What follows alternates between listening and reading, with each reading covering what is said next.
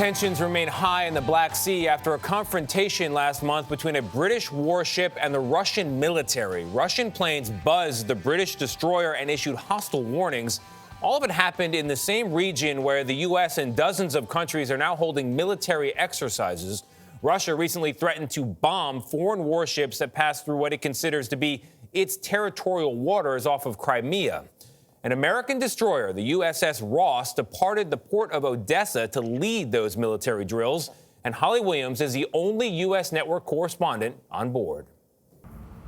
We're sailing about 5,000 miles away from the east coast of the U.S. But as America's relationship with Russia has deteriorated, the Black Sea, which is Russia's backyard, has become a potential flashpoint. US sailors opened fire on a hostile craft, took aim at enemy warplanes and came under attack from fighter jets.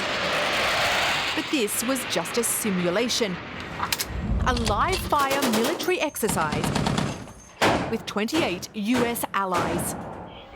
Yet America's real-life rival appeared to be keeping careful watch. 4 Russian ships took it in turns to shadow the USS Ross. Russian fighter jets repeatedly circled nearby. Commander John D. John is a 20-year veteran of the Navy and told us he wasn't concerned. It would take much more than this to provoke a clash. If somebody opened fire on you, then that would warrant you taking self-defense measures. If somebody is aggressive, then and you feel threatened, then you have the right to defend yourself. Last month, a British naval ship, the HMS Defender, was subjected to more hostile tactics in the Black Sea.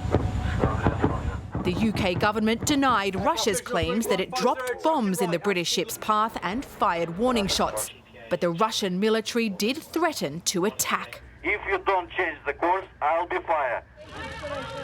As tensions between the US and Russia have ratcheted up, the Black Sea region has become the scene of confrontations. Russia sent soldiers to illegally seize control of the Crimean Peninsula from neighbouring Ukraine in 2014. And Russia claims the British ship was sailing in what are now its territorial waters. The US and its allies don't recognise that. Russia's threatened to bomb foreign warships that sail into those waters in future. The training exercise was several miles away, and the USS Ross is heavily armed with Tomahawk and Harpoon missiles and torpedoes. Commander John calls it the Swiss Army knife of US warships. You can hit a plane, you can hit an enemy submarine, you can hit an enemy destroyer. That's exactly right. You can do all of that. That's exactly right. During this exercise, the US Navy used that might to reassure its allies. The message that it sends is that international airspace, international water space is for everybody. It doesn't belong to one country.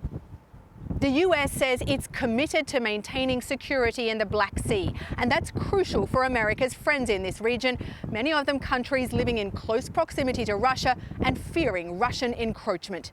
For CBS This Morning, Holly Williams on board the USS Ross.